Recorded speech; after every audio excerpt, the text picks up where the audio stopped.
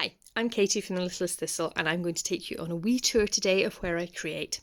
So this is me standing in the doorway of my sewing room and area and looking over to my cutting table. So on that I've got some fabrics at the moment waiting to be made into a big kiss quilt.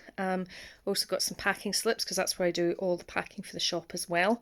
Not a huge area, it's only I think the cutting mat on there is A1, so that's about 35 by 25 inches, give or take. You've got all my fat quarters here, giving me a sort of nice rainbow to look at, and scraps in bags, which I keep meaning to put into actual like little fabric buckets or something.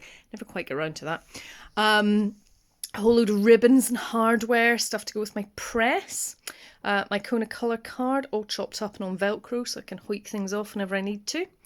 On the shelves above, we've got a whole collection of vintage sewing machine feet, like buttonholers and zigzags and things like that over on the right. And also spares of things like Sharpies and cutting blades and bits and pieces like that.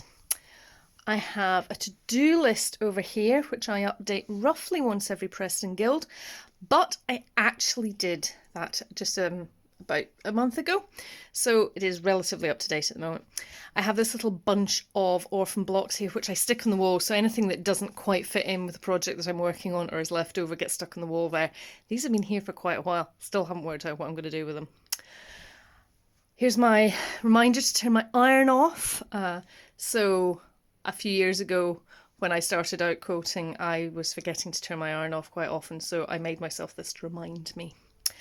Got some yardage here, and then my ironing board, which has more fabric for the quilt that's on my cutting table at the moment, and the whip trolley of shame. So this is all works in progress, and things leap out at me on a regular basis to remind me I really need to work on them.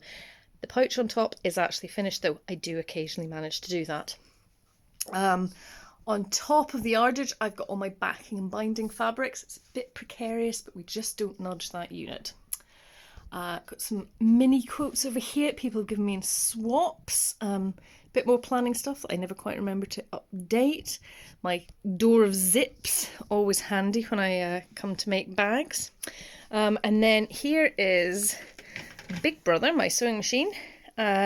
And underneath a whole load of vintage machines, all the featherweights, 201s and tools and things like that. And over my sofa over here, there is my design wall and some blocks I'm still deciding what to do with. Thanks for joining me.